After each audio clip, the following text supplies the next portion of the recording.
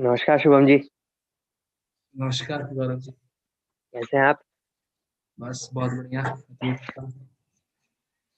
Days are going well and fine. Hmm,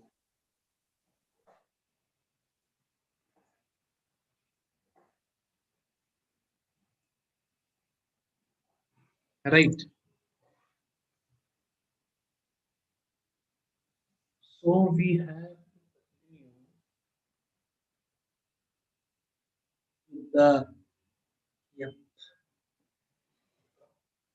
So we will continue from where we left previously, right? The shloka number 12 is what we covered, and we have to continue from the shloka number 13. Mhm. Okay, so let's go with that. We are dealing with Aries Ascendant. We'll go shloka by shloka, sometimes slowly, sometimes with speed. That if I think that there is a principle which needs to be elaborated, we'll take it in depth. And when we see that there is a rule which is just an explanation of something that we have learned previously, we will go slow. Right? That's the way we will go through. We are taking the Aries Ascendant, and we have done a last few shlokas. We'll continue with the shloka number 13. Chapter 1 itself.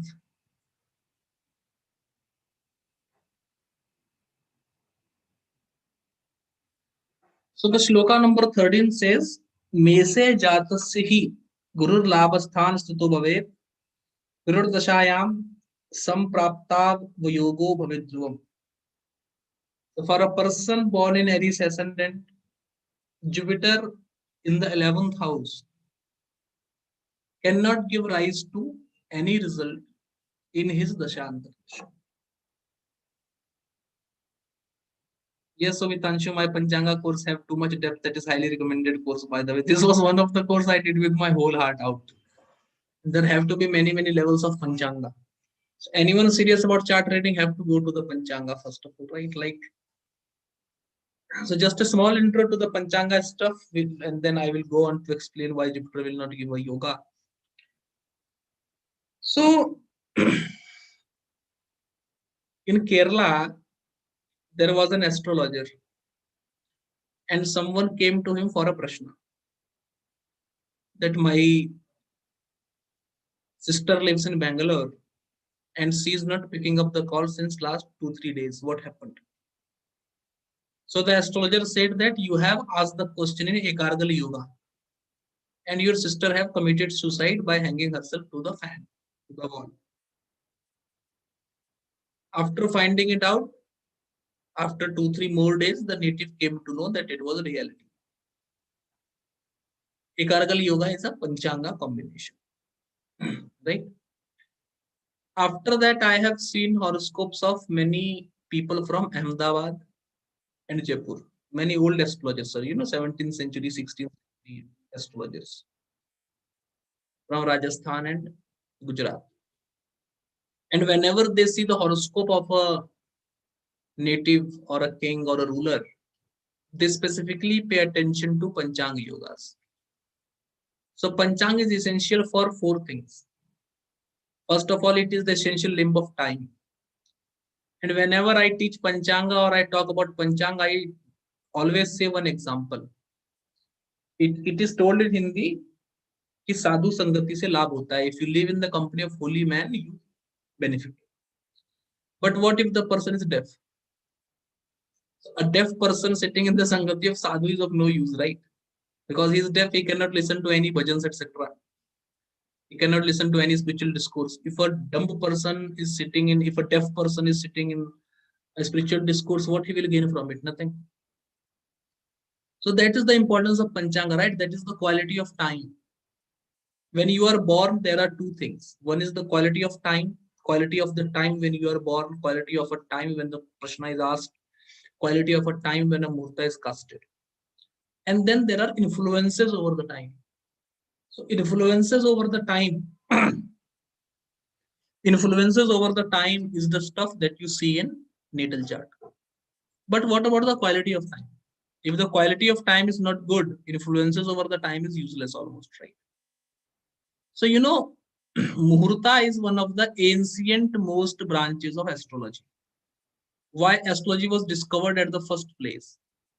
Vedas tell you that you practice astrology so that you can know when to worship which god.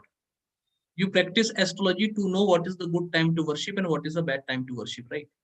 So the first thing that got developed into astrology was Muhurta. And even if you see Muhurta nowadays, it is highly dependent on Panchanga combinations, right?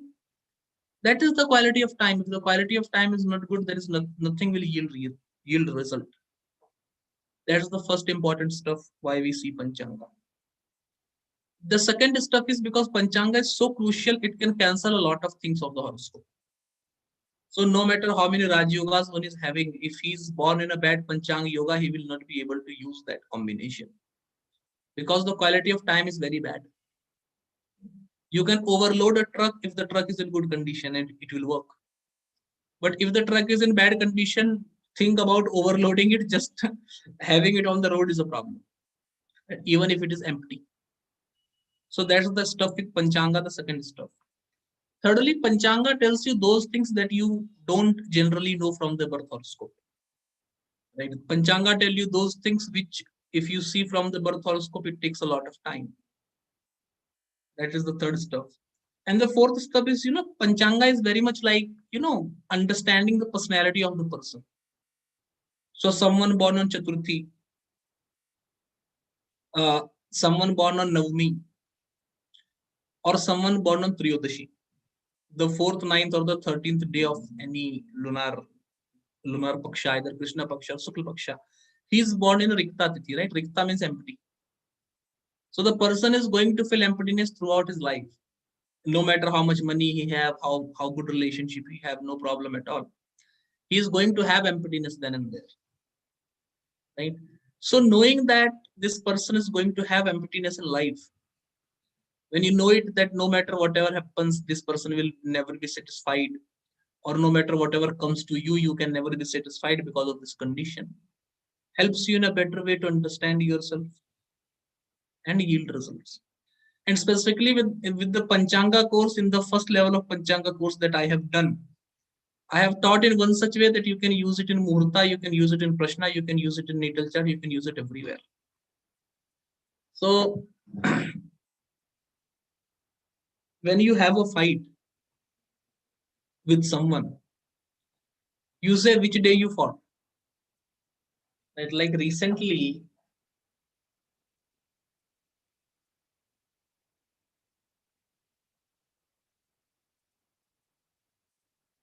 I had the fight, I had a small fight with someone around 23 IST. That is night of 23rd. Sorry, that was the night of the 3rd December. I had a small fight with someone and I left the place. So we fought and then I left the place, right?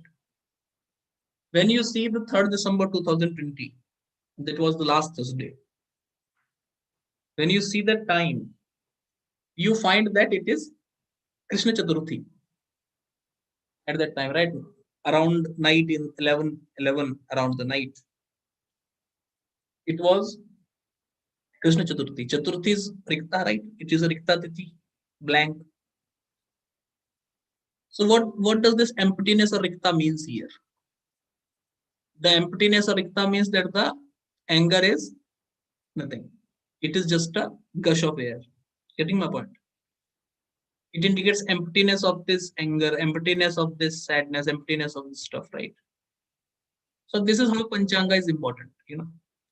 So when someone scolds you in a Chaturthi Tithi that I will beat you out, you know that it is empty. He is not going to beat you. Come on. It's a useless stuff that is going to happen. Right? So that is the importance of Panchanga. That you use it at every place.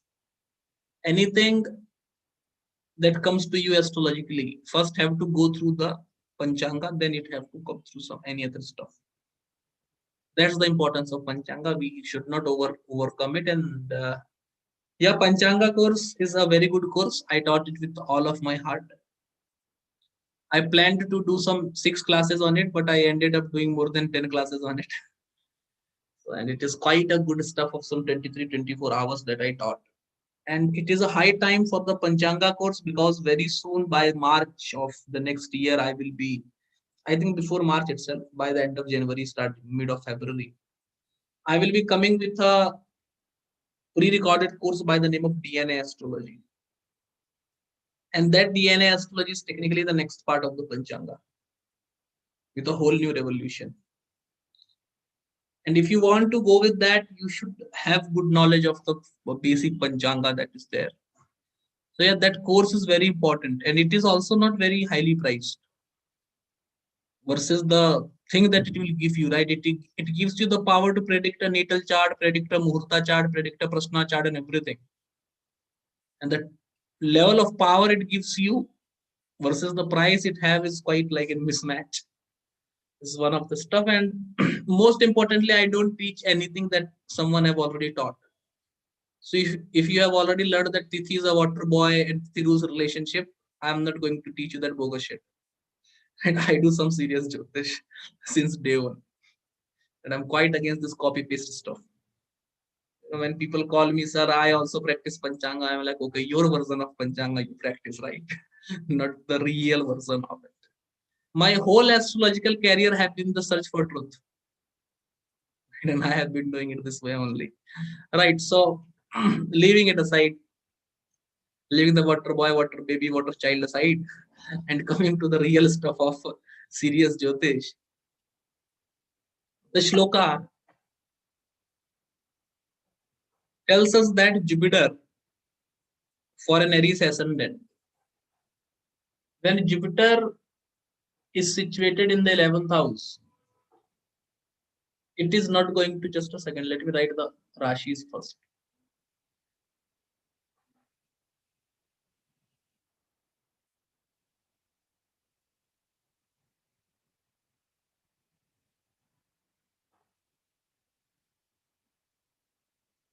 It says that when Jupiter is in the 11th house, he is not going to produce any type of Raj Yoga. Now, once again, the problem with translation. I don't know if I am having a Bhavartha or not. I have to search for it. Just give me a second.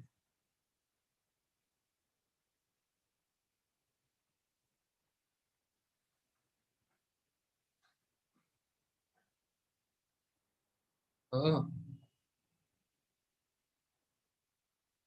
oh my God, here we go.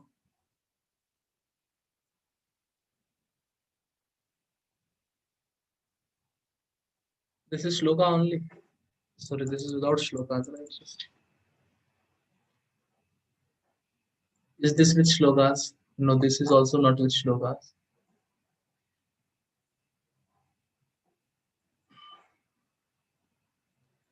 They don't have shlokas, unfortunately.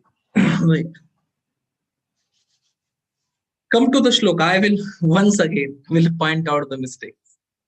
Meshe जातस्य ही गुरु लाभ स्थान स्थितो भवेत्. मेषे Aries जातस्य native he for him. Guru labh sthana, Jupiter in the house of gains 11th house. Sthito, sitting, bhavet, if it is the case. Guru dashayam, in the dasha of Jupiter. Samprapt avayogo, Samprapta avayogo bhavet dhruvam. Samprapta, he will get avyog, bad yoga, bhavet dhruvam, for sure. So the shloka says in the dasha of Jupiter, he will have bad yoga. The translation is cannot give rise to any yoga without any mention of that there will be bad yoga. You're getting my point? I will like try sending a photo in the group right now. Just let me take the mobile. I am sending it in the group.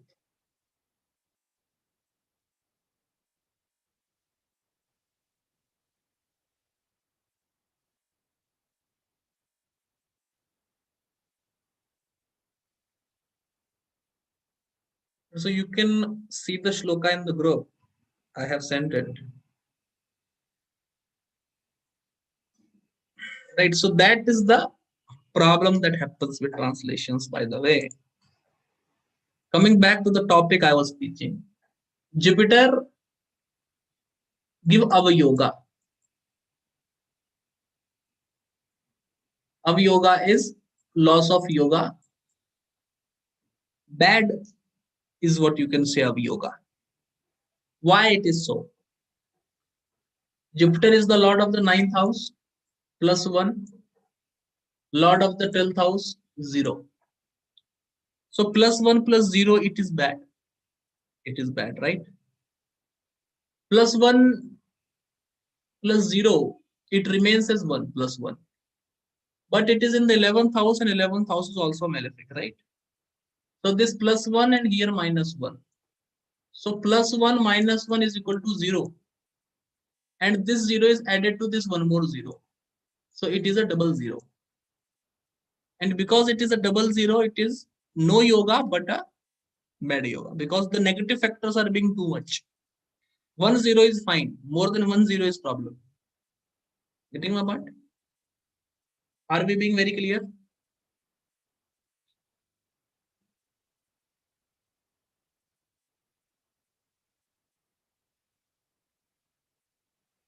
Now, the next shloka is Meshe Jatasya Sashthe Tu Buddha Bhavamo Stito Yadi.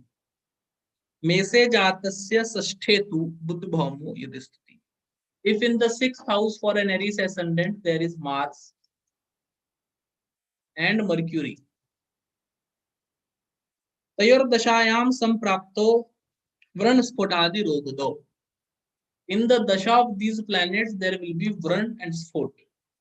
Vran and Spot can be translated as boils and pimples. Going to the translation, I am just using the sloka only. I don't want creating a mistake and repenting it later on. So what he is saying, once again, the same principle, right?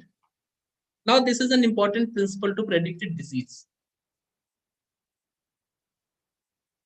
Check the sign where the 6th lord is, 6th house indicate disease, right? 6th house indicates disease. Check the sign where the 6th lord is placed. That sign indicates the disease. Check the planet the 6th lord is conjoined with. That planet will indicate the disease. Check the aspect over the 6th lord. Planets aspecting will also tell you the type of disease that one is going to have, right? In this case, the 6th lord Mercury is in the 6th house, conjoined with Mars. Mars is the karka of boils, pimples, fevers, heat, right? Heat. Any disease that happens because of heat, Mars is the karka of that, right? So constipation, ulcers, boils, fever, right? All this stuff is because of Mars. Because 6th lord is conjoined with one important stuff here. The most important rule in astrology, the most important stuff in astrology,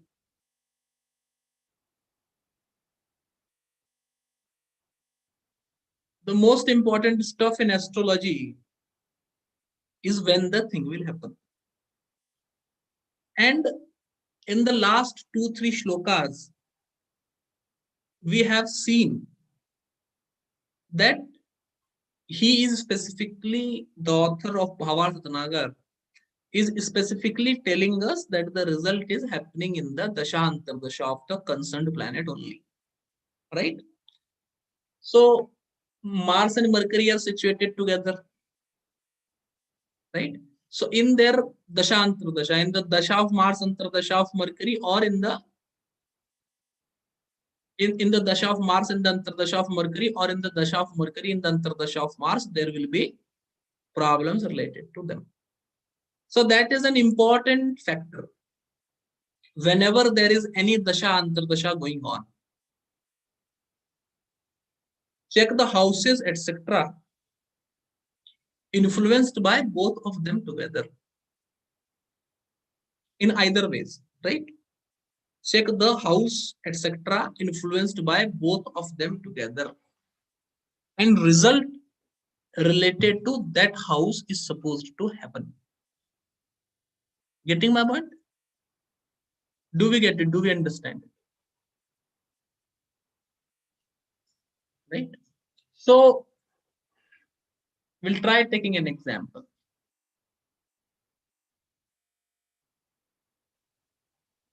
Suppose, yes, Kaushik ji, you have any question, you can write it in the chat box. No, sir. Okay. I saw a raised hand, so I was like,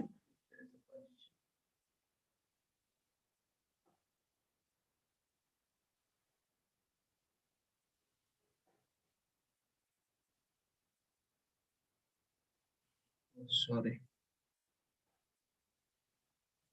So let me make it a Libra Lagna, right?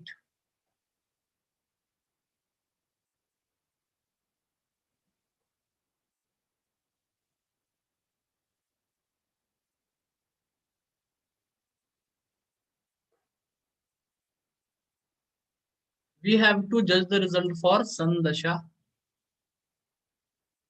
and Saturn Antardasha. Or vice versa, Saturn Dasha, Sun Antardasha, whatever you say, right? Saturn, say, is situated in the second house. And Sun, you say, is situated in the sixth house, right? What is the result that is supposed to happen?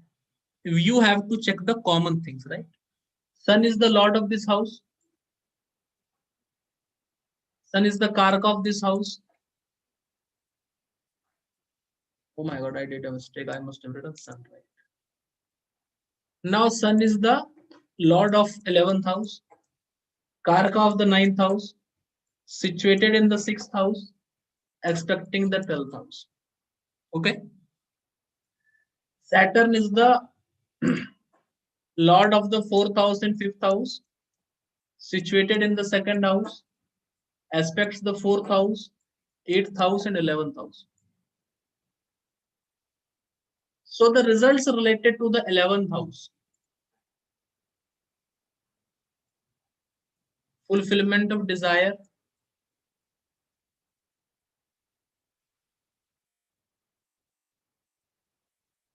is supposed to happen. Freedom from trouble is supposed to happen.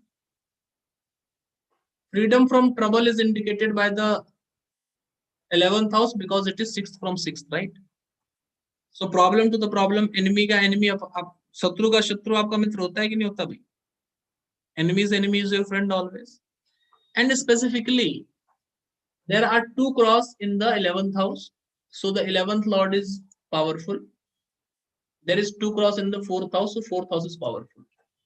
Because 4th house is under the malefic influence of Saturn, break in home.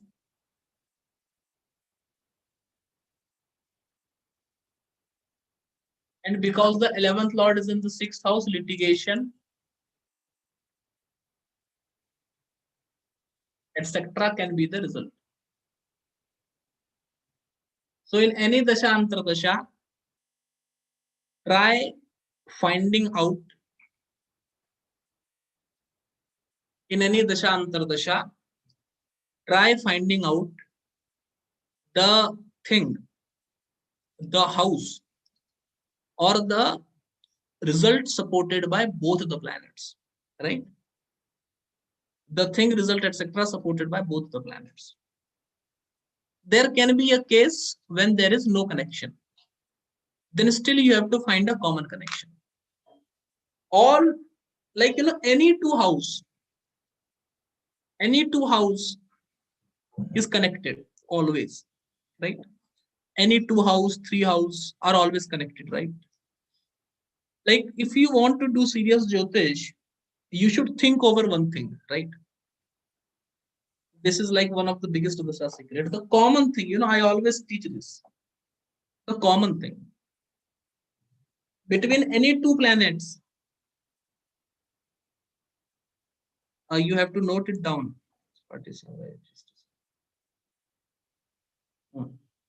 Yeah, this was. No, that's the second one was this. So between any two planets, there will be one thing common. Between one planet and one house, there have to be at least one thing common. Try understanding it, right? There will be at least one thing common. There is at least one thing that you can make connection of. Right? Always think of that one thing, the common signification. For an example, suppose one planet is situated in the 6th house, one is in the 8th house. What both of them indicate? Both of them indicate problems, miseries, disease. So one in 6th, one in 8th, disease is the common issue, misery is the common issue, right? In this scenario, Saturn in the 2nd house, Sun in the 11th house, both of them indicate money. So money is one of the factor. 2nd house is home, 6th house have multiple significations. It will indicate disease, etc., etc. Many things it will indicate. But what is common from the 2nd house? Common with the 2nd house is break in family, right? That's why I use the word break in family, break in home. That's why I use the word specifically, right? Because 2nd house is home, 6th house can indicate a lot of things, right? So I cannot say there is disease in home. How there can be a disease in home? There can be no disease in home. Also, diseases, problems related to face, it can indicate. Right? For problems related to face, it can indicate. Between any two factors, right? Any house, any two house, any one planet, one house, any two planet, between one planet, one Rashi, between one Rashi, one house. There is at least one thing that is common. And you have to very carefully see that one common thing. Yeah, money going into debt. Just so Bitansh, you can say that.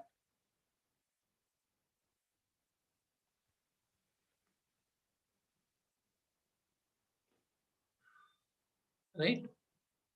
So this is an important stuff. As an astrologer, while eating, while sleeping, while doing anything, just keep on thinking common signification between two planets, common signification between two planets. I keep on doing this.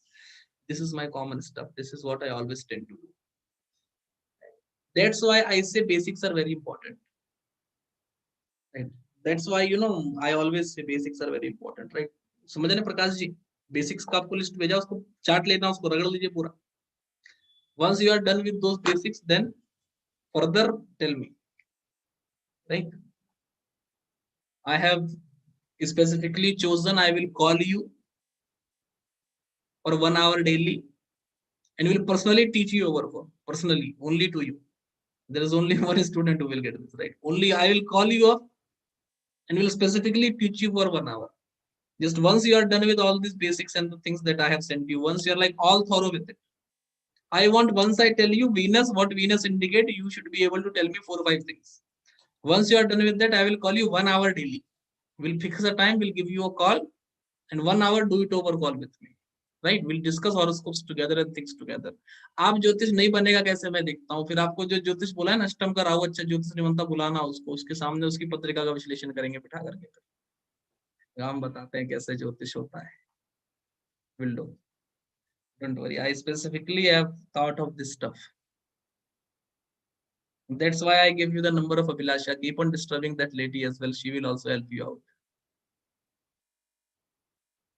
Right. Now, few more slokas. He says that Meshe Jatasya Bhaumo Api Saptame Samsitah Kavi Swarjitam Bhagyamapnoti Kinchid Mudiritam. Why classics are like, if you seriously learn classics, you will know all the things that I practice in one go. All the rules that I teach, etc., comes from classic only. Because I'm strictly against teaching my fantasy in the name of Jyotish. I teach Rishi's fantasy in the name of Jyotish. Okay.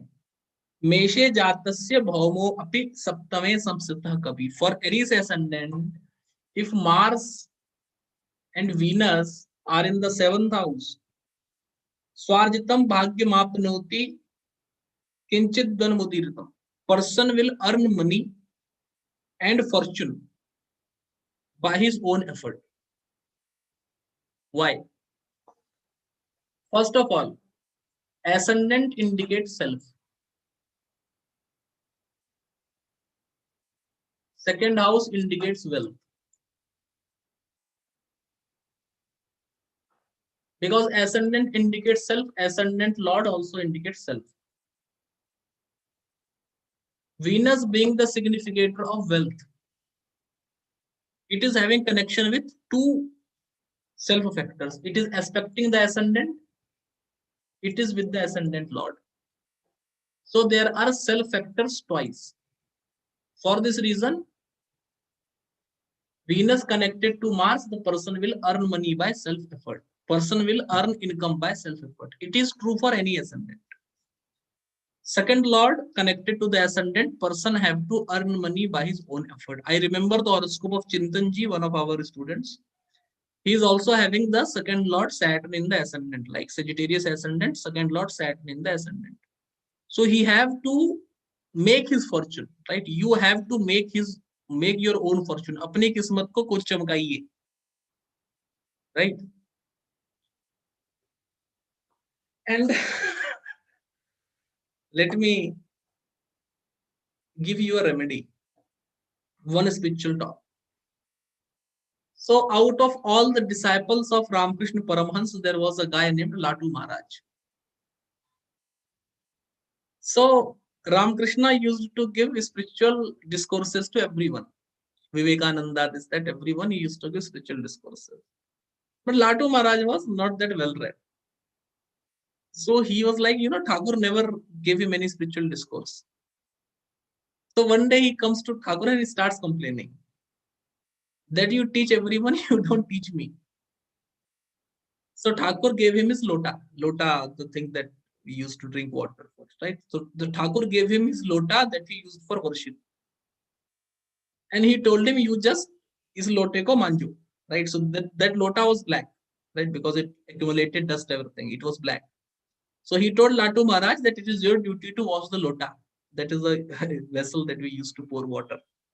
And it is your duty to wash this lota. And every day when I go for puja, I need this lota white. This is black. So Latu Maharaj did all the hard work and made that lota white permanently, right? It was his duty to make that lota white. He himself is rubbing the stuff, right? खुद वो लोटे को चमका रहे थे ना लाटू महाराज. So when you have second lord connected with the ascendant, you have to worship every day first of all. Because in Ashtamangala Prashna, malefics in the second house indicate stealing the property of gods. Stealing the property of gods. Now, what you can take of God, you can take a land meant for making a temple, etc. That is only you can do. You can take utensils, etc. So, second lord connected to the ascendant, and you are not getting good result. What you do, you worship every day, and for half an hour, 15 minutes, make your duty to wash all the utensils that will be used for worship. जिस दिन वो लोटा चमक जाएगा उस दिन आपकी किस्मत, जिस दिन लोटा नहीं चमकेगा उस दिन फिर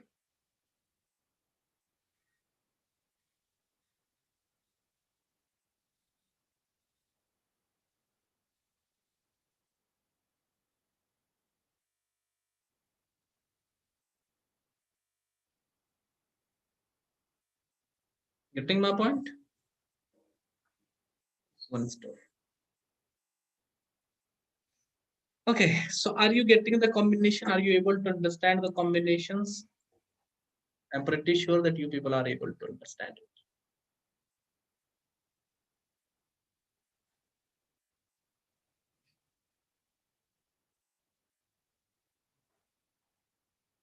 Now there is one more shloka. For an Aries ascendant person, mese jatasya bhavamastu astame sthito na yogdah. If Mars is in the 8th house, there is no yoga. Now you see the difference in the word. Here it is told, mese jatasya bhavamastu astame stho na yogdah. Right? Na yogdah. Don't give yoga.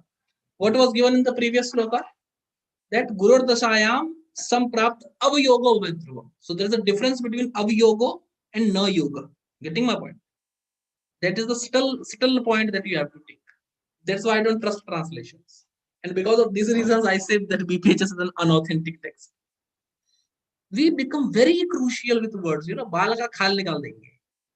Getting my point? That is what is called a व्याख्या. बाल को पकड़ के बाल का into 100 कर देना उसको. Getting my point? It is a classic. It is a classic. Try to understand what a classic is. The shlokas and the words and the lines are very important. The sandhi, vichhed, samas is very important. You know, Sanskrit, important language. At mesa jata se bhavamastu astamastho na yoga will not give yoga. Why will not give yoga? It is the lord of the ascendant plus one. Ascendant is also Kona plus one as well. So it is plus two. Being the eighth lord minus one. So plus one minus one, one is still remaining. But by his placement also, there will be one more minus one. So plus one minus one, it is 0. But because it is the Lagna Lord, Lagna indicates the self, Lagna indicates the body, Lagna indicates you. And for your ascendant Lord is responsible for taking care of yourself. And he is responsible for taking care of yourself. So because he is endowed with the duty of taking care of yourself, he is not going to give you bad result. But because he himself is afflicted, he will give you no result. Generally speaking, Lagna Lord is never bad. Lagna Lord is never bad until and unless he is highly afflicted. Lagna Lord will give you bad result only when it is afflicted by 2-3 malefics. Otherwise, Lagna Lord is never bad. Everyone wants to save his own home. कौन आदमी अपना घर बेचना चाहता है? कोई नहीं बेचना चाहता. Right. Now, if this Mars is somehow, the next sloka says Ravi Shukra Samayukta. If this Mars is with Sun or Venus, if this Mars is with Sun or Venus, Swalpa Dasha Bhavishyati, then he will give some result in his Dasha Antardasha. It will give some result if there is Sun and Venus. So Mars was 0, right? Plus one. Minus one, Mars was already 0. Venus is 0 from the ascendant and plus 1 from the 7th house. Plus 1, but he is in the 8th house, so minus 1 also, so there is 0. Now there is only Sun, the lord of 5th house, which is plus 1. But that too, it is in the 8th house, so minus 1 as well. So all three of them gives 0, 0 and 0 points. Right? So technically, it should give you nothing. Nothing at all. But because Mars is in his own sign, so there is some benefit that will come from Mars being in his own sign, and it will give you some result. This own sign is specifically the reason why Mars in the previous case was also giving some, was not doing bad at least. Right? Here it is giving some good result because Sun comes into the play. Right? Because Sun comes into play. Understood?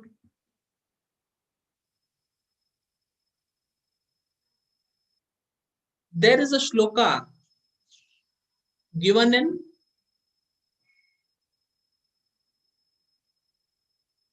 Kalpalata. It says whenever any planet is conjoined with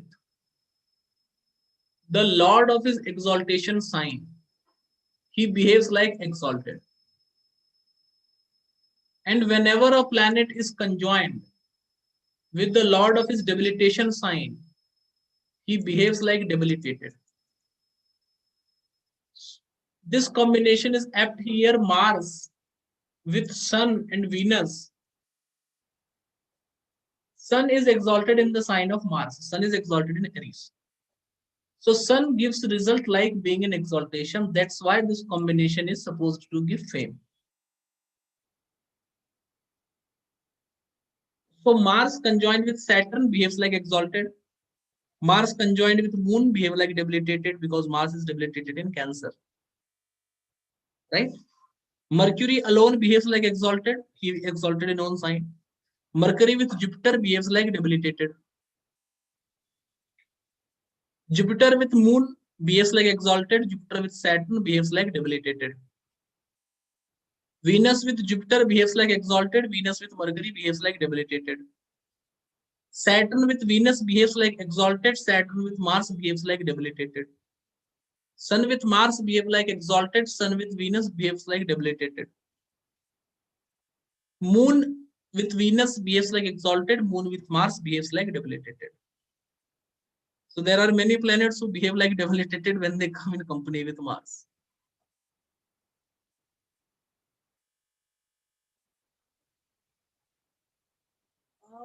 So I don't think I've used the word 11th Lord. Sun debilitated in Libra also conjoined with Venus is also a good combination because Venus is in own sign at least.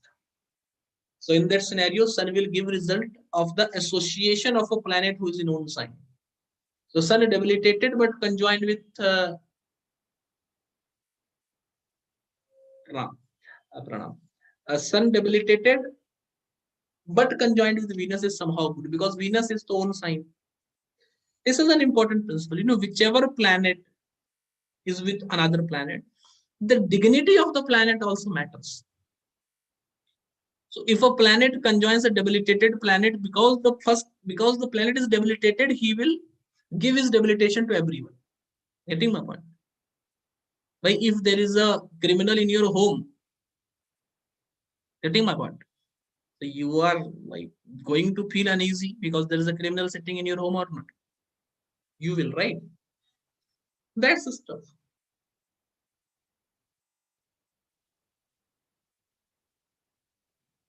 Let's come to the next yoga. भाग्यस्थ Ravi भौमो च गुरु शुक्र तथैव च सप्तमस्तो यदि शनि भौमो योग विशेषतः. Now he will make the combinations complex. It's classic, of course, at the end of the day. So some complex combinations is what we are going to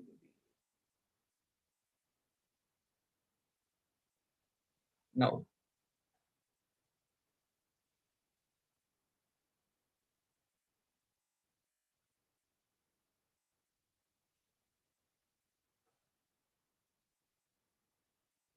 Now, he tells us that Bhagyastho Ravi Bhaumocha in the 9th house, if there is Sun and Mars, also Jupiter and Venus. If these 4 planets are in the 7th house and Saturn, if these 4 planets are in the 9th house and Saturn is in the 7th house, then Mars gives spatial yoga.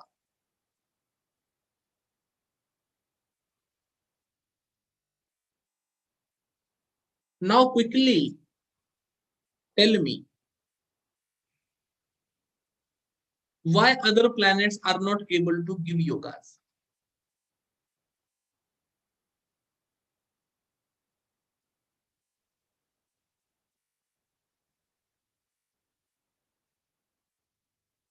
Let's take the strength factor and the weakness factor. Okay. I will make 2 lines. Strength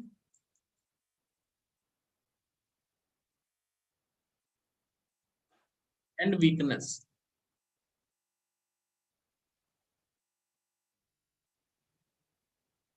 What is strength?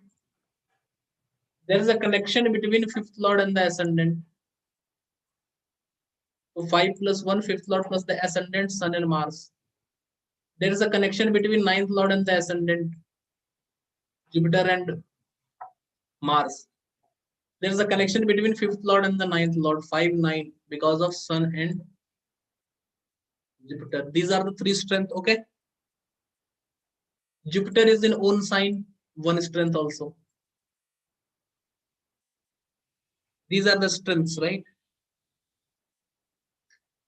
Benefics in the 9th house is not a strength because these 2 are benefics, but these 2 are also malefics, right? thing is negated. Now, what are the weak points? There is also 12th lord in the combination. Jupiter is the 12th lord.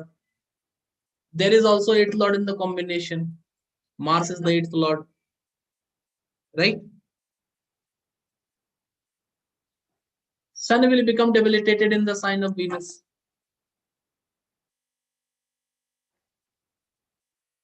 Jupiter will become debilitated in the sign of Saturn. There is an aspect of Saturn over the 9th house, also like third aspect. That's why he have mentioned Saturn in the 7th house.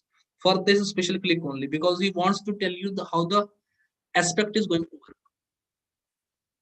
So there will be one added factor, that it is aspected by the 11th lord. So minus 11th lord is also a factor. Aspected by the 10th lord can be taken as a plus factor. So there will be 5 plus 10 as well. There will be 9 plus 10 as well. And there will be 1 plus 10 as well. So these are the strength, but all of them are blemished.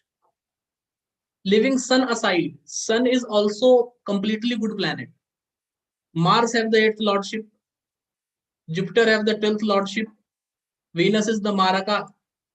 Saturn have the 11th lordship. All of them are blemished. Only Sun is blemish free. Only the Sun is blemish free. But the problem with Sun is that Sun is in the 9th house. That is not good for a malefic. Malefics are good in Upchaya only 3rd, 6th, 10th, 11th. Other houses, malefics are not good. Right? So that is the problem with Sun. But Sun is the only planet which makes the yoga. And now, because Sun becomes exalted in the sign of Mars, he will give the responsibility to Mars to give the yoga. Getting my point? And based on that rule, this will happen. Got my point? Very clear? So, my friend, until and unless you read Kalpalata, you will not be able to understand the sloka number 17 of Bhavartha. And I'm pretty sure that those people who talk about this technique is given in Bhavartha, they have never read Kalpalata. They even don't know the name of Kalpalata, by the way. So, like, I have to use an eraser now. Am I being very clear?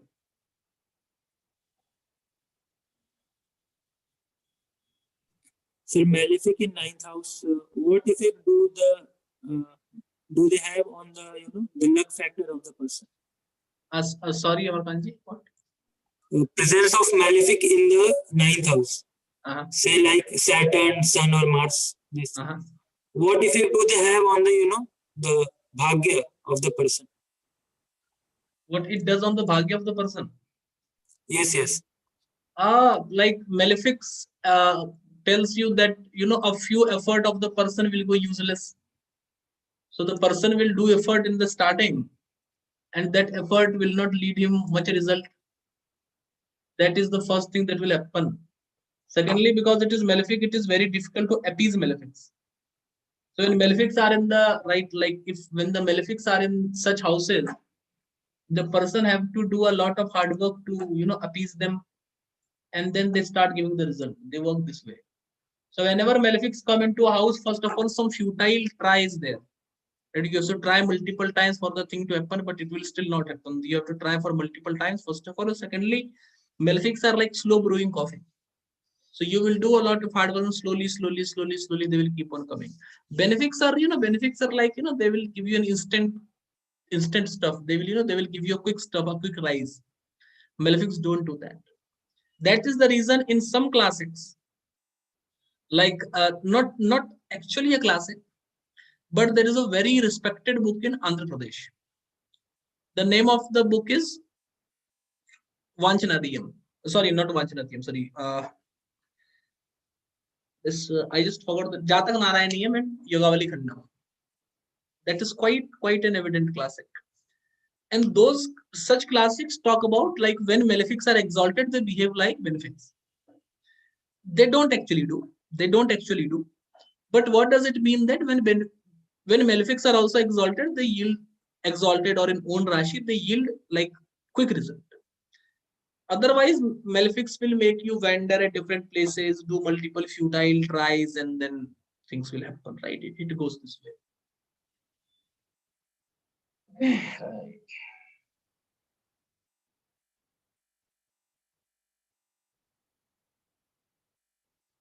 मेष लग्ने तु जातस्य लग्ने रवि भृगु यदि.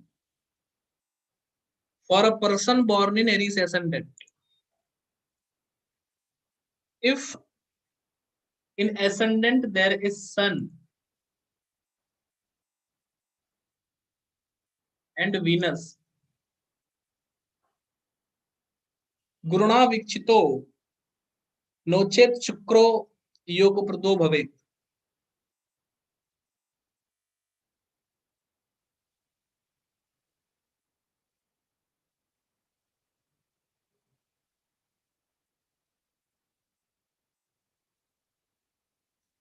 Right. So this combination of Sun and Venus in the Ascendant, if not aspected by Jupiter,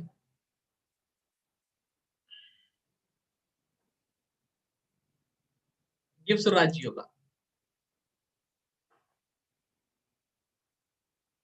If aspected by Jupiter, it will not give Raj Yoga. Why? Sun is the lord of the 5th house. Okay. Venus is the lord of the 2nd house and 7th house. One Maraga, minus point. This is 0. This is a good point only. Right? Lagna is a good house. So +1, +1, that is 0. That you just take it as 0 for the time being. Because it is a Kendra, but Marak. So let me take it as +1 itself, right? So +1, +1, +1. Now if Jupiter comes and aspected, what will happen? It will give the 0 of this 12th house and +1 of this 9th house. But this +1 of the 9th house will benefit the Sun, but not Venus. How do we decide that it will benefit the Sun and not the Venus? Because Jupiter will be friendly to Sun, not to Venus, right? So Jupiter have a power of 9th lordship, but to whom he will give the power? He will give the power to the friend. He will give the power to the Sun. So that's why it is told that Jupiter, if not aspecting, then Venus can also give Raj Yoga because it is 2nd lord conjoined with the 5th lord. So 2nd + 5, it will be a good connection of Dhani Yoga. It will give money. Venus will give money provided the fact that he is not aspected by Jupiter. But because when he becomes aspected by Jupiter, the 12th lord of expenditure will come and the money will be spent. The power from the 9th lordship of Jupiter will be given to Sun only. So there will be a Raj Yoga of Sun and Jupiter, but Venus will still become defunct. Got my point very clear? So that's why it is told in the shloka, Mesh Lagne tu Jat. Now once again, problem with translation. Mesh Lagne, the translation is for a person born in Mesh Lagna, Venus become capable of giving rise to yoga provided he is in Lagna with Sun unexpected by Jupiter. Although the translation is good, but it can be even more clear. The shloka is Mesh Lagne tu Jatasya. In Aries Ascendant native, Ravi Lagne Ravi Bhrigu Yadi. If Sun and Venus is in the Ascendant, Guruna Vikchite, if aspected by Jupiter, no Chet Shukro Yog Prado Bhavet. When aspected by Jupiter, Shukra will not give Raj Yoga, others can give, right? Like Sun can give, but Shukra will not give. The translation is almost okay, but it can be done better. Right? So this is what, so we come, like every shloka will give you one new rule. What new rule you learn from this shloka, right?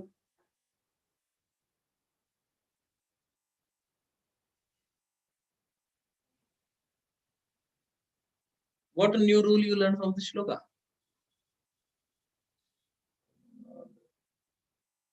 we learn the power of aspect.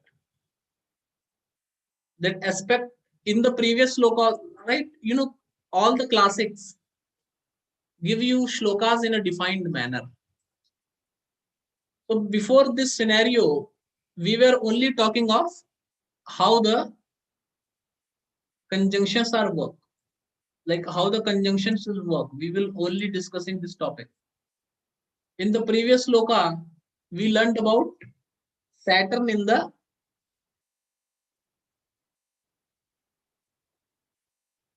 previous shloka, we learned about Saturn being in the 7th house. And from that Saturn being in the 7th house, we understood the importance of aspect in any combination, right? Now in this shloka, what is happening? He has introduced one more principle related to aspect, that whenever any planet is being aspected by another planet, the aspect can be beneficial only when they are friendly. If they are not friendly, the aspect will not be beneficial, right? So classics go with a particular method of, they will introduce subjects one by one, and they will clarify it one by one, and they will add more and more principles one by one, right?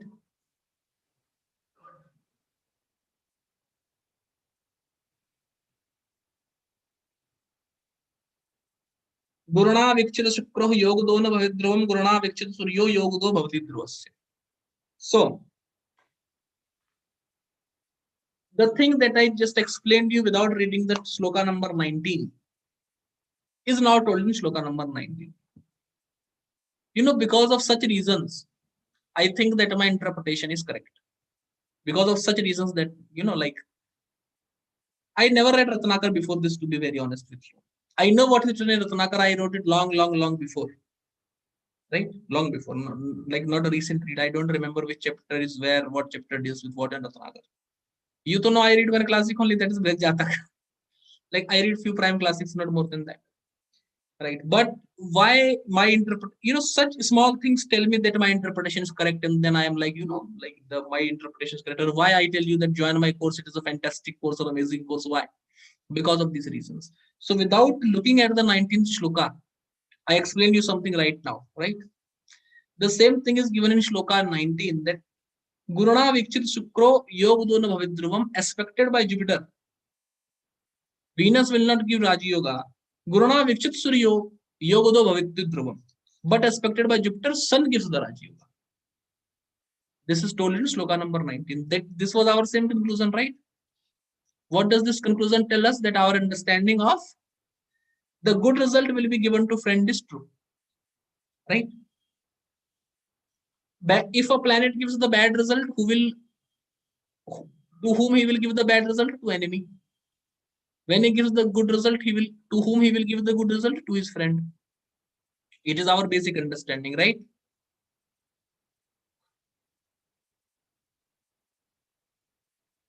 Sloka number 20. Mes lagne tu jatasya ravi saumya sitastata labhastha yadi tesham cha dasa bhagya pradasmrita.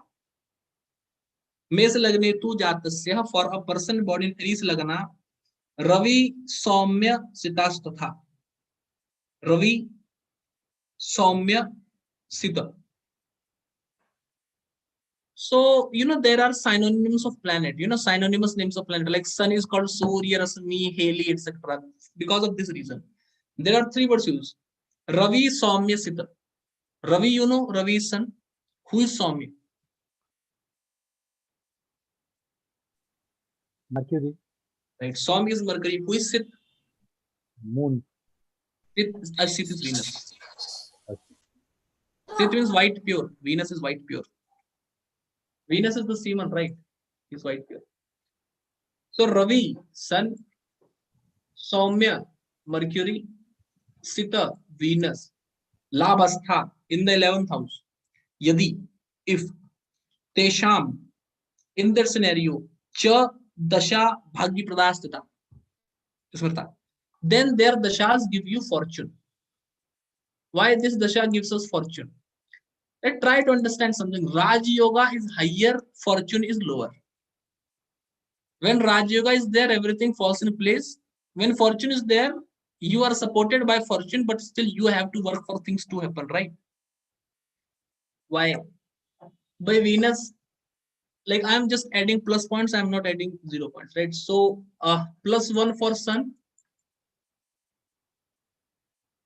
+1 for Venus, at least is the Kendra Lord, -1 for Mercury, and -1 as the third Lord also. So -1 for Mercury, +1 for Venus, +1 for Sun, plus it is a connection between second house and fifth house. This will give money,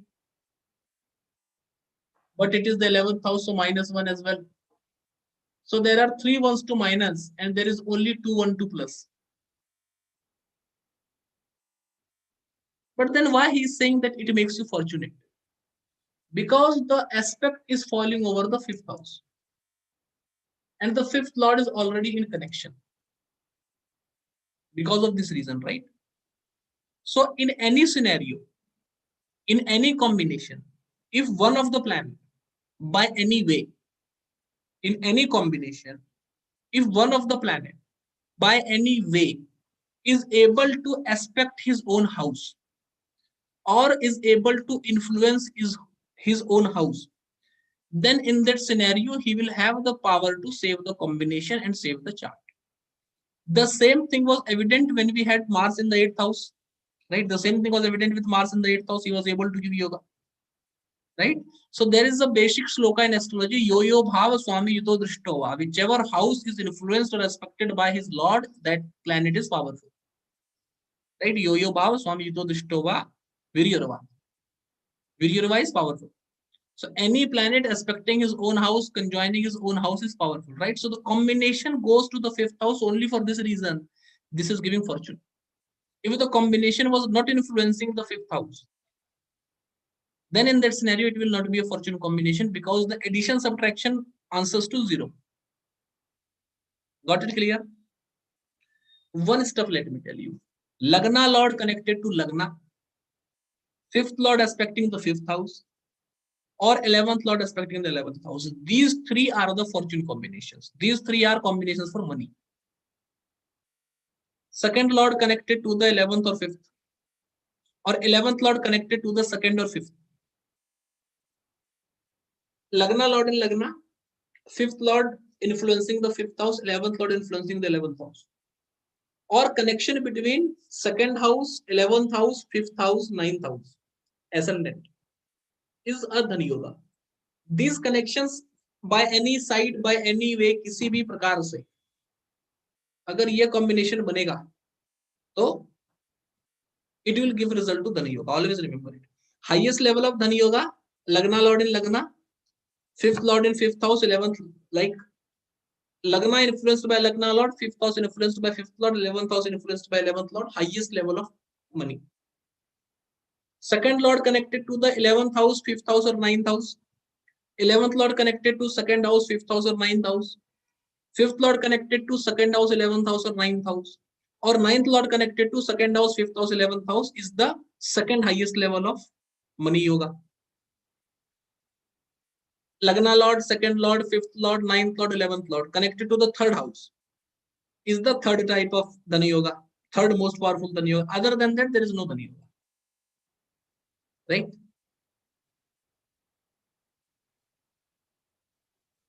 5, 9 to 11 important houses for money. 5, 9 to 11 important houses for money. Ascendant is so important for everything. Because if the ascendant is not coming, then the thing is not coming to you. पैसा मेरा इस्तेमाल कर रहा है मेरा छोटा भाई, कैसे काम चलेगा भाई? हमको इस्तेमाल करने दो ना पैसा, तो पैसा मेरा है, वरना कैसा पैसा? भाई घर में बहुत पैसा है, जेब में चवन्नी भी नहीं है, क्या करना है करेगा? राइट? तो that's the story.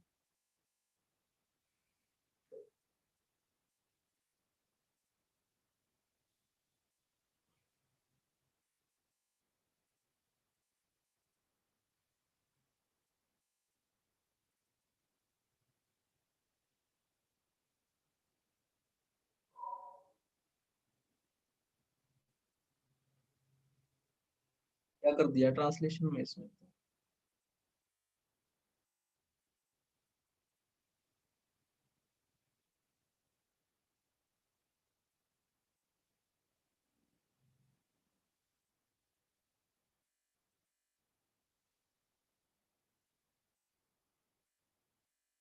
Okay.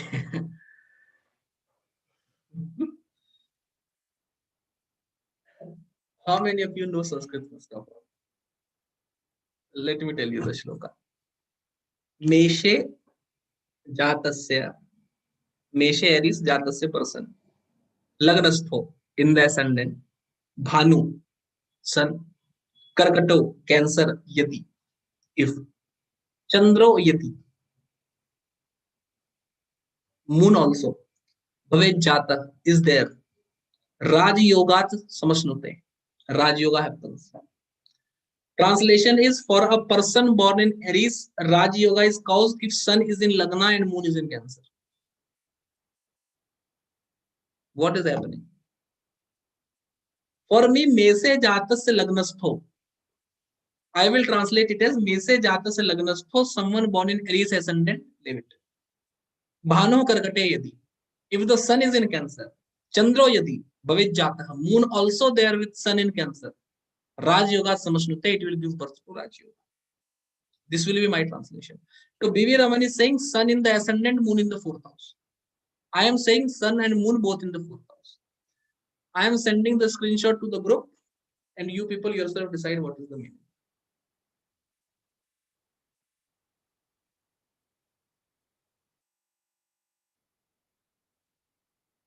Just a second.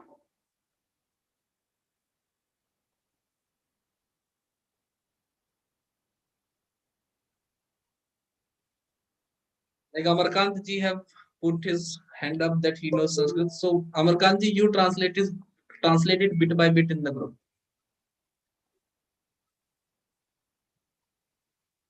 Fourth Lord fifth Lord मेष लग्न में हो रहा है तो ऑटोमेटिकली केंद्र त्रिकोण हो रहा है ना तो राजयोग तो होगा. But the translation is right. So B.V. Raman was also like with the same intention. I think भाई ये तो simple है तो complex कर दो. अरे क्यों complex? जब simple है तो simple रखो ना भाई. क्यों complex कर दो? I don't understand.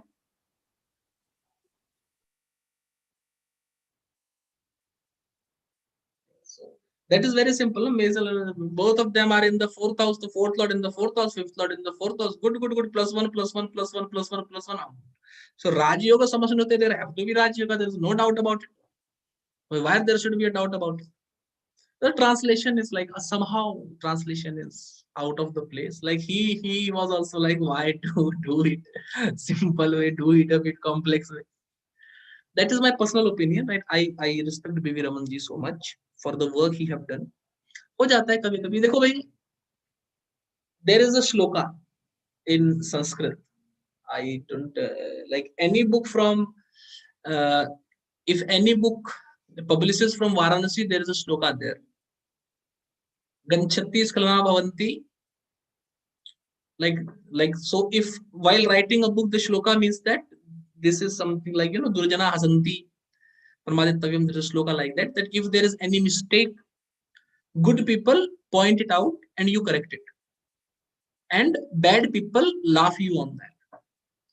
So B.V. Raman is quite elder, he shares the same ascendant, we both are Aquarius ascendant, right? So no grudges about Raman Saab, but I cannot write him a letter by the way, unfortunately he died so early, right? So not to like laugh on it, what he did is good as per his understanding. My understanding is somehow different. I can be wrong as well, right? There is no thing on that. I can be wrong as well, right? So maybe some Sanskrit scholar, if they want to correct me, please. My mail is consult@shubhamalock.com, right? consult@shubhamalock.com, right? Please write it to me if you think I have done an error while doing any stuff, right? I love reading mails.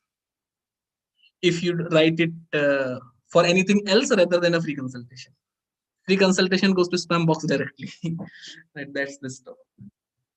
Okay. Mesh lagne tu jatasya. The shloka number 22. Mesh lagne tu jatasya sukre jajarmano yadi rajyastat dashakale ganga snanam bhavishyati. Now, Ratnakara gives you a lot of shloka for having a dip in Ganga. It gives you some spiritual things as well. Having a dip in Ganga means what? First of all, try understanding this. Having a dip in Ganga means what?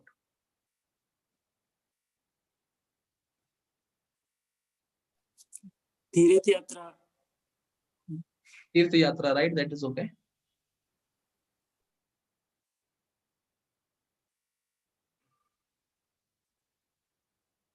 It is a kind of when you are free of all the responsibilities in life, you go and take a bath in Ganga. Okay. बेटी का शादी कर दिया, लड़के को पढ़ा दिया, पोते का मुंह देख लिया, घर अपना बना दिया, गंगा स्नान कर लेंगे अब तो बस डन हो गया. So the combinations of having a dip in the waters is a combination of I will fulfill all my duties. And so there will be no desire left in your mind that I wanted to do this. Rahu in the 9th house is a specific combination of that. But Rahu is not a good planet to praise. So such people have all type of enjoyment in life, you know. Affair भी कर लिया, extra metal भी कर लिया, ऐसा भी कर लिया, वैसा भी कर लिया, kind of. So that is one. Right? And it comes from Ratnakara also. Ratnakara only, right? 10th house or 9th house Rahu is give you dips in Ganga. So Rahu dip in Ganga is like you want to be free from your miseries. तो पाप भी इसी जीवन में किया, भोग भी इसी जीवन में लिया, गंगा स्नान करने जा रहा. Second is such good Rajyogas, right? 9th Lord in 10th house, 10th Lord in 9th house gives you dips in Ganga. That is fulfilled all my duties, right? So 10th Lord in 9th house, 9th Lord in 10th house, you will dip in Ganga like fulfilled all my duties. बच्चे के लिए, बीवी के लिए, सब के लिए जितना करना था सब कर दिया, टेंशन फ्री हो गया. उसको भी पैसा छोड़ दिया, उसको भी पैसा छोड़ दिया, उसका भी सब कर दिया. Getting my point? So just have a small differentiation here. Rahu वाला गंगा स्नान. So you know, Thakur tell a story कि गंगा स्नान करने से पाप धुलते हैं. गंगा के बगल में होते हैं पेड़. तो जब आप गंगा स्नान करने जाते हो तो भूत गंगा से डर के पेड़ पे बैठ जाता है.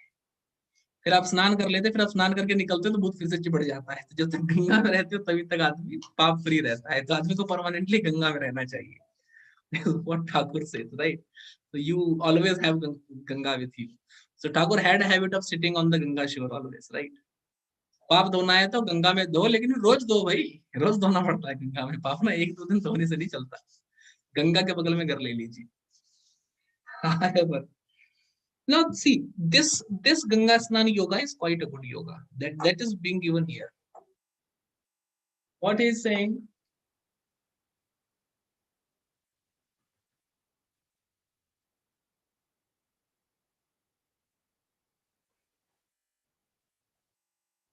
The Ganga Snan yoga is Mesh Lagnetu Jatasya Sukrejja Yanmano Yadi Rajyasta Dasha Kale Ganga Snanam Bhavishyadi. If, like I am taking the translation of Raman Sahab, if Venus, Jupiter or Sun is in the 10th house, then in their Dasha, person have a dip in Ganga.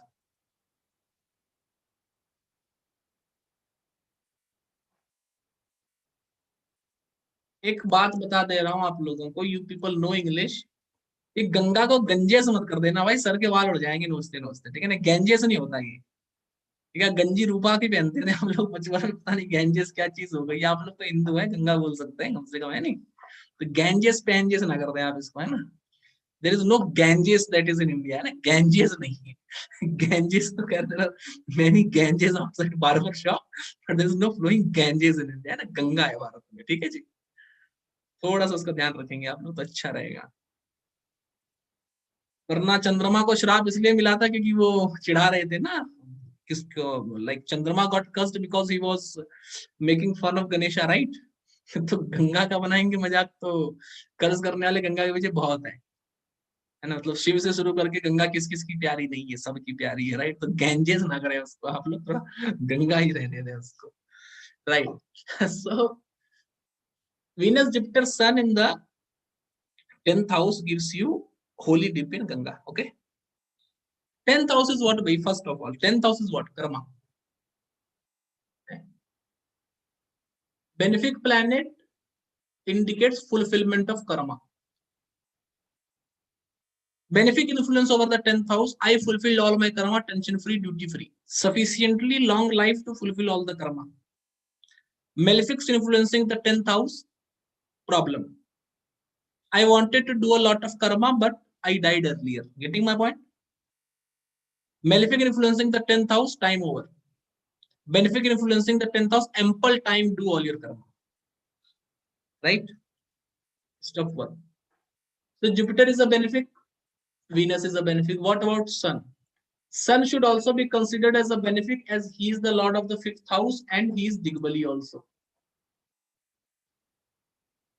Now the bath of all three of them will be different. 10th house is related to the bath in Ganga, right? Fulfillment of duty. Jupiter being the 9th lord and the 12th lord, the dip in the Ganga, in the Dasha of Jupiter, is because of spirituality. Right? Venus being the 2nd lord and the 7th lord, in Venus Dasha, the dip in the Ganga is because of fulfillment of all the monetary desires. Devi Marga Ganga Nada is what Venus will do, na 7th lord. And the holy dip of Sun in the Ganga is because I got my child married. Right? So whichever planet is in the 10th house in your chart, that duty to you are able to fulfill. That person you will take completely care of. Right? Yes, yes, so Vitanshu, malefic in 10th house should be good. Yeah, yeah. Malefic in 10th house is very good.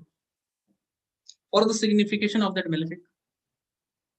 Although 10th house is primarily considered a Kendra and secondarily an Upjaya. The consideration of 10th house as an Upjaya is secondary, not primary. Primarily, it is a Kendra.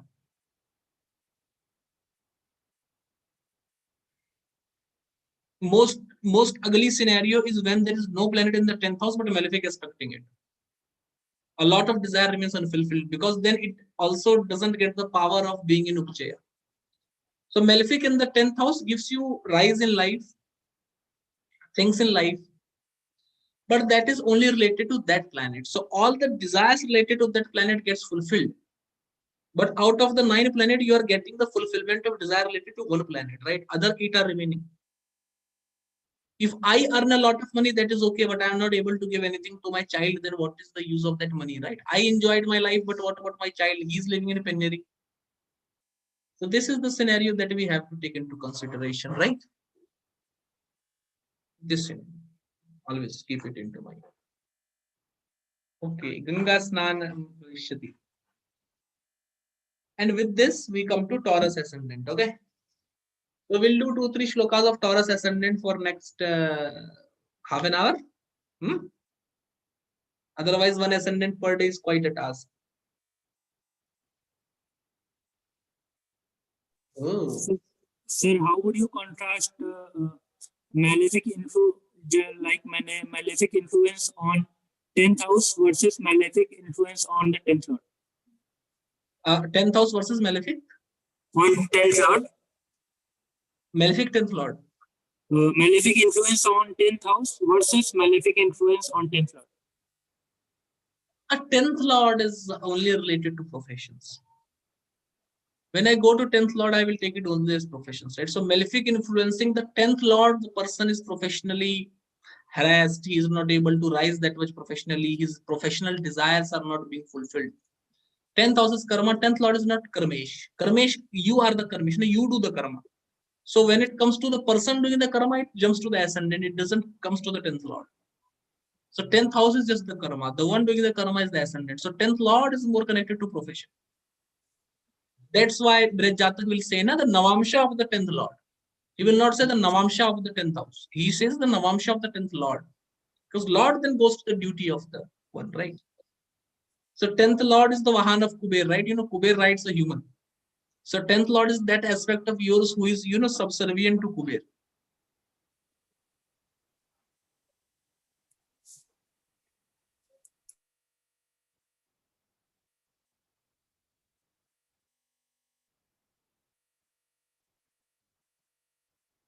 We will do 2-3 shlokas of Taurus Ascendant as well. But please don't ask me charts over YouTube. We do freedom from misery session for charts.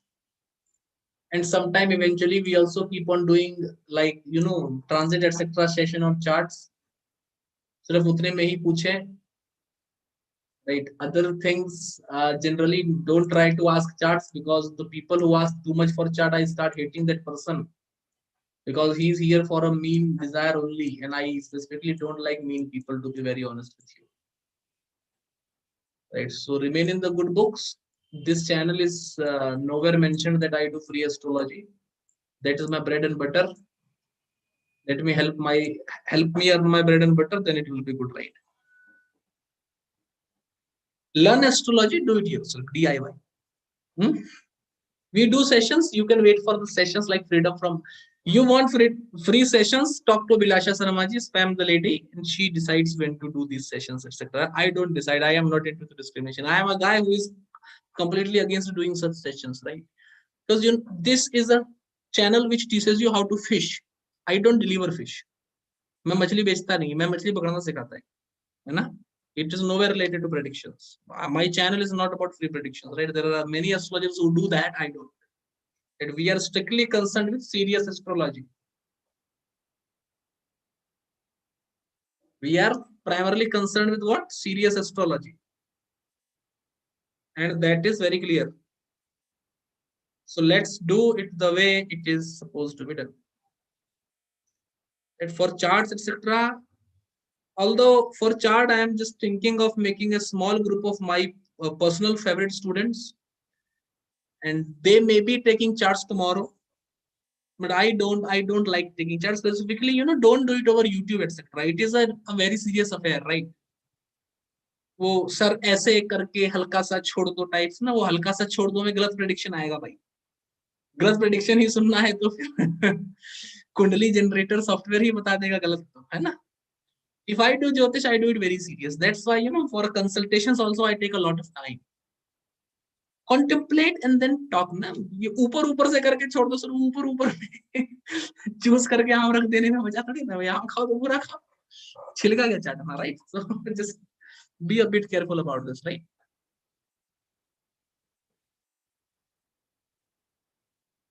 Okay, Taurus Lagna. And we have learned a lot of principles, right? All that principle with bang on the head with the first shloka itself. And then I will ask the difference between the two. That's why it is called Bhavartha Tanakar.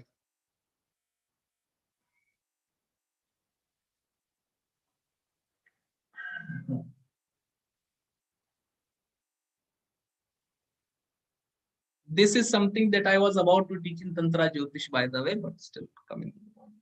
Vrishabha Jatasya cha Shanihi Bhagya Karameshwaro Apiva Surya Soma Sutabhyam Va Na Yukruto Naiva Yogadaha. For a person born in Taurus Ascendant, Saturn doesn't become Lagna Lord in spite of him owning the 9th house and 10th house. Saturn is not Rajyokara in spite of him owning the 9th house and 10th house. Nor do Sun and Mercury become capable of producing yoga. Neither Sun nor Mercury becomes capable of producing any yoga. Why? Important stuff. Why they are not able to produce a yoga if they are in the ascendant?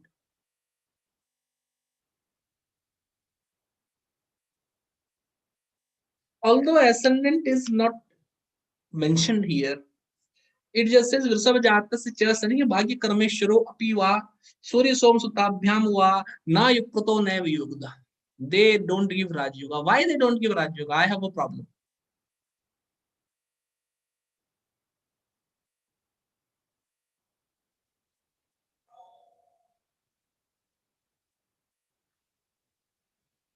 Why Sun doesn't give Raj Yoga? That is simple. Sun is the lord of Kendra. Kendra lords are neutral. Kendra lords are neutral. That's why in the last sloka of Aries Ascendant, second last sloka of Aries Ascendant, he told Moon in 4th and Sun also in 4th. Right? 5th lord also should come to the 4th to make it a yoga, right? Otherwise, Kendra lords are neutral. That's why for the complete Aries Ascendant, we took Venus as 0, 0, 0, 0, right? Because he was the 7th lord. So only being the 7th lord was not giving any yoga. There was no combination told for Moon alone. right? Yes, Suman Bhattacharya, you can mail me regarding astrological learning purpose.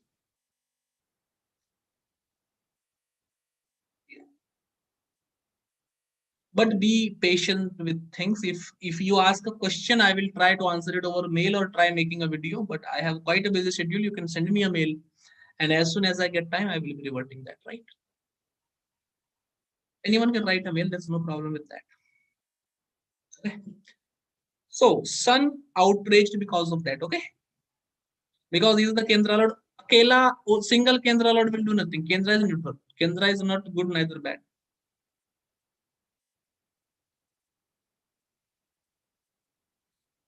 Now, why Mercury and why Mercury and Saturn? For Mercury also, we know one combination, and we discussed it. For Mercury also, we know one combination, and we discussed that combination. Come on.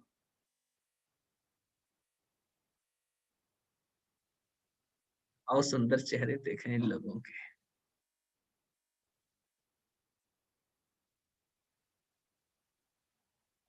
Venus become debilitated in the sign of Mercury. So how can Mercury give a yoga to Venus? He cannot. That's why Saturn alone was not able to give a yoga in Mars Ascendant, right? Because Saturn will become debilitated in Mars Ascendant. In the sign of Mars, Saturn will become debilitated, right? So Saturn alone was not able to give any yoga. Whenever Saturn came to any yoga, he tried disturbing it. You remember the four good planets in the 9th house combination, but it was aspected by Saturn in the Aries Ascendant, right? He was not able to produce yoga because he will get debilitated with the Ascendant Lord. Mercury and Venus, so Venus exalted, Mercury debilitated, Mercury exalted, Venus debilitated, right? Got with Venus, got with Mercury. What about Saturn? What about Saturn? A planet have two signs, okay? One is own sign, one is Mulat Trikona. For Saturn, the Mulat Trikona is Aquarius, and that Mulat Trikona comes in the 10th house, making him a. When you make the nature of a planet, 60% is Mulat Trikona, 40% is own sign. So Saturn is 60% Aquarius, 40% Cancer, 40% Capricorn. What? Saturn is 60% Aquarius and 40% Capricorn. Right? Libra Lagna person, Saturn afflicted. He will not give a problem related to home. Because 4th house will have Capricorn, right? He will not give problem related to home. He will give problem related to progeny. Because 60% is the 5th lord. 40% is the 4th lord. Right? So any planet, Mercury, 60% Virgo, 40% Gemini. Saturn, 60% Aquarius, 40% Capricorn. Mars, 60% Aries, 40% Scorpio. Right? Jupiter, 60% Sagittarius, 40% Pisces. Venus, 60% Libra, 40% Taurus. Right? Remember it. The Mulat Trikona sign have 60% weight. Right? Okay. You got it? Sir, again. Again. Mulat Trikona will take 60% of the planet. Other sign will take 40% of the planet, right? So Sun and Moon to own one sign only, so leave it aside. Mars is 60% Aries, 40% Scorpio. Mars. Mercury, 60% Virgo, 40% Gemini. Jupiter, 60% Sagittarius, 40% Pisces. Venus, 60% Libra, 40% Taurus. Saturn, 60% Aquarius and 40% Capricorn. That's why Saturn is an airy planet. Because Aquarius is an airy sign. What? Mercury is an earthly planet. Virgo is an earthly sign. Isn't it? And that's why. Mars is a fiery planet. Aries is a fiery sign. Scorpio is not fiery. Scorpio is watery. Right? Although Jupiter is Akash Tattva, that is nowhere in the sky, but Jupiter is primarily fire. That's why Jupiter give extramarital affair. आग जल जाता है ना उसके भीतर का, आओ affair कराए. Jupiter does that. Jupiter is the best one for affairs, you know. Jupiter supports it a lot. The one bad with affair is Saturn. कमजोर दुखी आदमी कहाँ अफेयर करे भाई, कंधे पे उसकी जिम्मेदारी अफेयर करवाओ क्या उससे, कहा उसका अपनी बीवी उसको कर्ज करे जा रही, तू इंसान खराब है. तो Jupiter is the very good one. You know, Jupiter is like, Gemini will tell you when Jupiter is related to marriage factors, he will dress like a woman and will do affair. Oh my God, burqa पहन के. So Jupiter is the Jupiter. He wants to achieve something, he achieves something. You know, Moon runs with the wife of Jupiter. He have done some bad karma. That's why someone is running with his wife, na? Otherwise, how, without a bad karma, how you get the bad karma? So Jupiter rapes Mamta. And then Moon runs with his wife. Right? But Moon is not doing a bad karma. The wife of Jupiter is also, you know, it is with consent. So Moon's wife runs with no one. Moon's wife remains with Moon. Moon की पता नहीं क्यों भागी, वो खराब हम तो नहीं कर रहा है बैठ के, ठीक है वो तो दूसरे की बीवियां लेके भागने में चंद्रमा माहिर है, इसकी भी ले जाऊंगा, इसकी भी ले जाऊंगा, सभी ले जाऊंगा. I will leave it aside. Okay. वृषभक्षे अपि जातस्य राज्य राहु यदि स्थितः मकरे गुरु भौमो वा Ganga स्नानम समश्नुते. Ganga Snanam once again. So now all the shlokas that he did for Aries, now he's reversing the same shlokas, right? For the another ascendant. That's what he's doing. There he told the Ganga Snan Yoga in the end. Now he is telling Ganga Snan Yoga at the starting.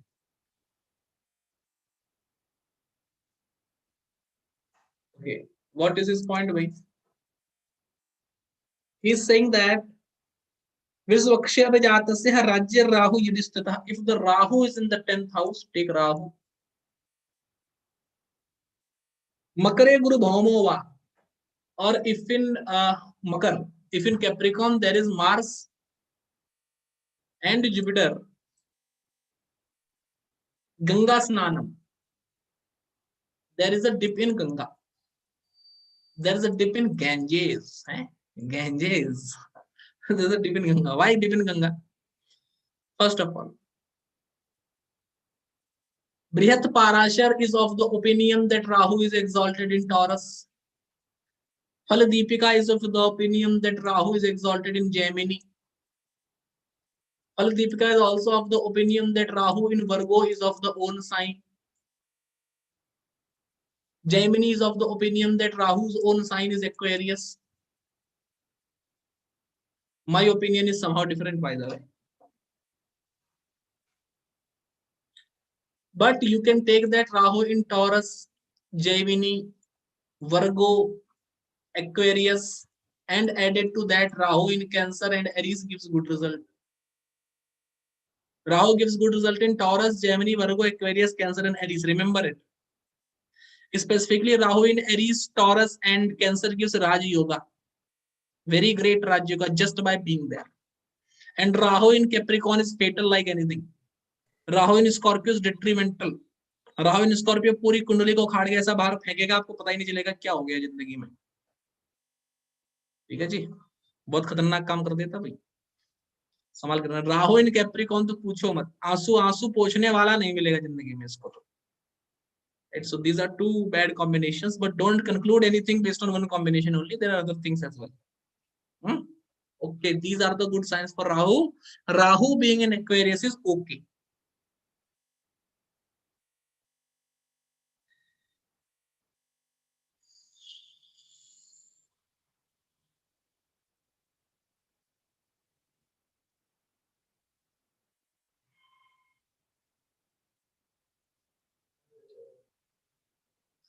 Why Rahu in Cancer is good? Rahu is the son of Simhika.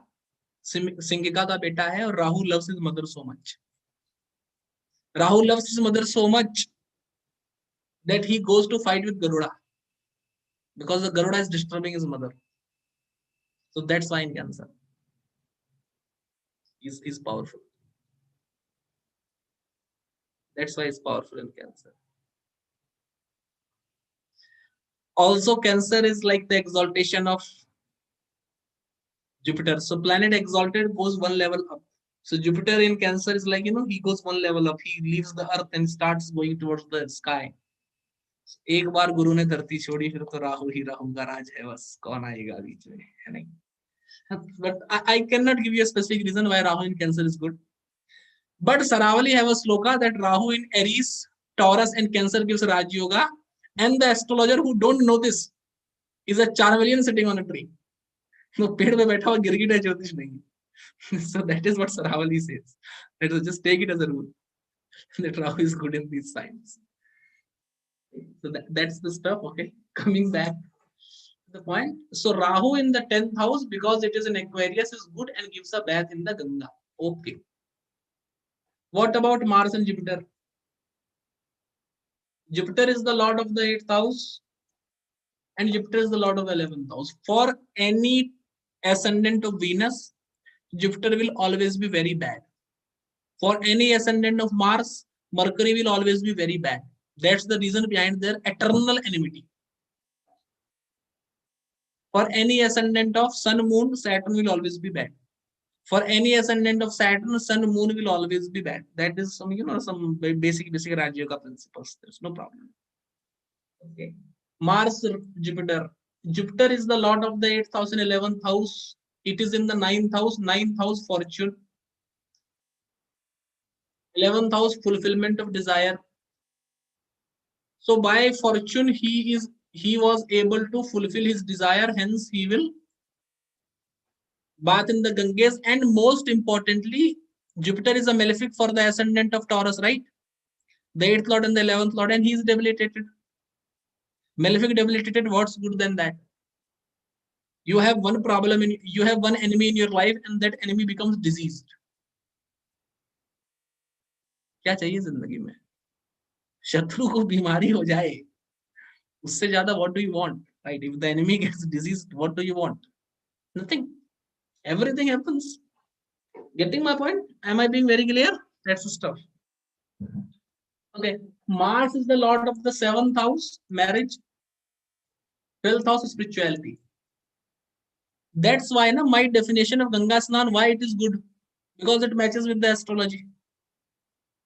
Right? So marriage, 7th lord going to the 7th lord exalted, got married, got my child married, everyone married, and also 12th lord exalted in the 9th house, spirituality. Right? So all three of them gives us Snan in the Ganges, but because of different reasons. Right? Good. I hope I am pretty clear.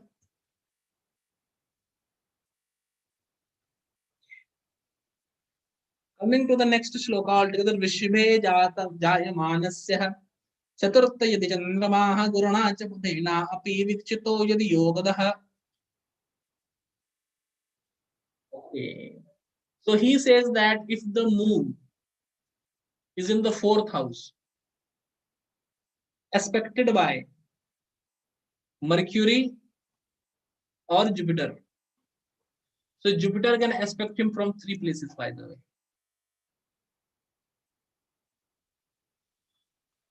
Then he becomes capable of producing Raja Yoga. Not Raja Yoga, only yoga. He becomes capable of producing yoga. First of all, for the planets who have extra aspect, which planets have extra aspect? By external planets have extra aspect. Mars, Saturn, and Jupiter have extra aspect. For these planets, the 7th aspect is not primary. The 7th aspect is secondary. Right? So take the Jupiter out of the 10th house.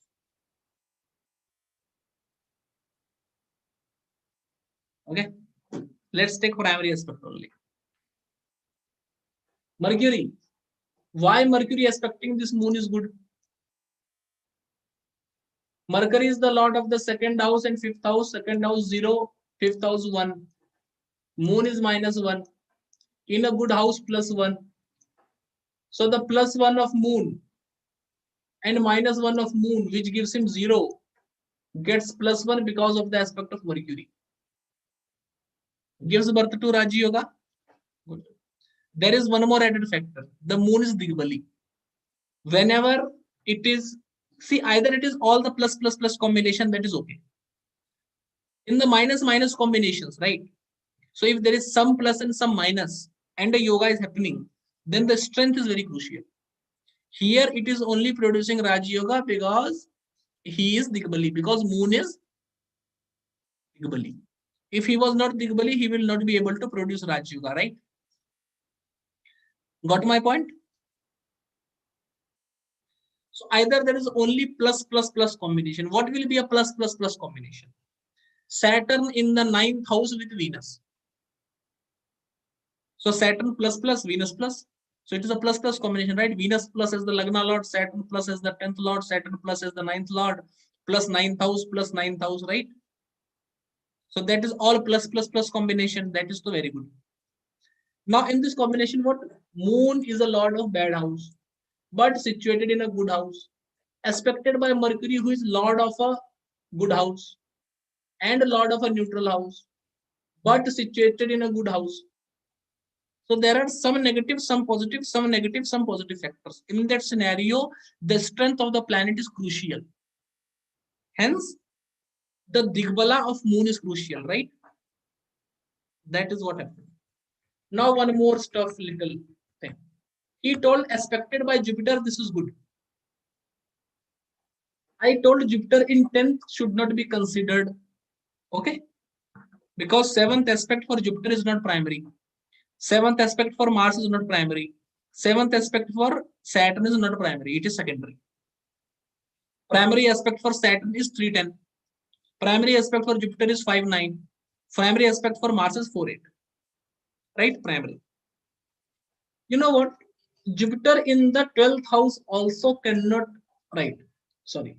Jupiter in the 12th house and Jupiter in the 8th house will be able to give Raj Yoga. Ask me why. That will be a bad planet, lord of the 11th and 8th house, bad. And when it will be in the 12th house, it will suffer. And when it will be in the 8th house, it will suffer. So it will be bad factor is suffering. And he is influencing moon, who himself is a bad factor. So there is a difference between Mercury moon. This is good. And moon Jupiter is the negation of bad. It is not good, but it is a negation of bad, right? This is minus plus combination, right? Got the difference clear? In Mercury moon, you get Raj Yoga, you get good result, you get money, etc. In Jupiter moon, what happens? Some bad result is avoided. Getting my point? So there is a difference in the type of thing that they will produce. It is either good or the bad not happening. So it is like there is a difference between them, right? Good happening and bad not happening, there is a difference in that. Mercury moon में क्या होगा भाई? पैसे मिल गए, पैसे का लाभ हुआ. मून जुपिटर में क्या होगा कि दुश्मन मारने नहीं आया. भाई दुश्मन मारने नहीं आया, में नहीं आया तो नहीं, वो तो ठीक है, लेकिन दुश्मन कोई मर खत्म थोड़ी ना हो गया. दुश्मन तो है ही, आज नहीं आया कल आ जाएगा, कल नहीं परसों आ जाएगा, आ तो जाएगा ही. समझ रहे हैं आप मैं क्या कह रहा हूँ भाई? Am I being very clear? Any confusion?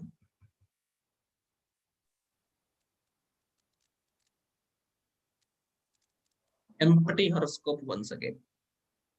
So let me mark the place, the shloka that we have read. Shloka number 3.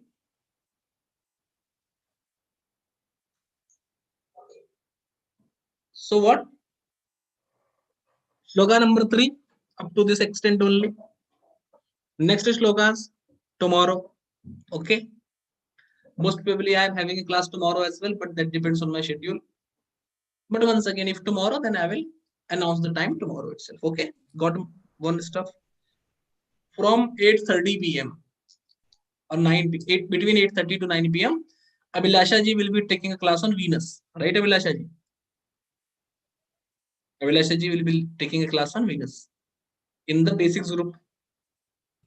So Yeah, link will be shared, right? So let's meet at 9 in the basics group. And the class of Abhilasha ji is also streamed live on YouTube. So चाय Y P लीजिए आप लोग, उसके बाद जो है और ज्योतिष करते हैं भाई क्या।